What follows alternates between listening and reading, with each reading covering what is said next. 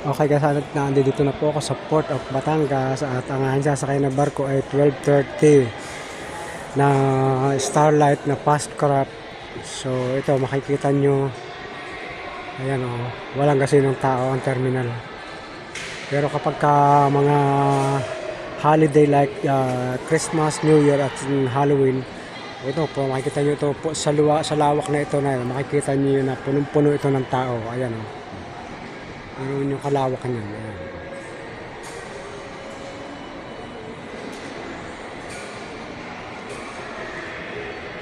At ang alas nga ng barko na ang sasakyan ko ay 12:30 po ng hapon.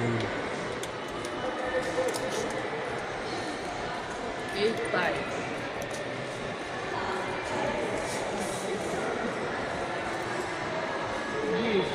Dito po kami sa Gate 5.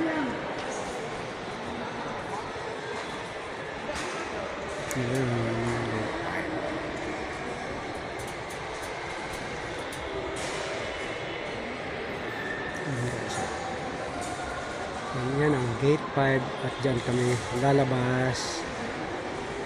Sa ngayon wala pa dito yung Starlight na fast craft. Kaya maghihintay pa ng medyo matagal-tagal din. Okay, thank you for watching guys. Ingat kayong lagi.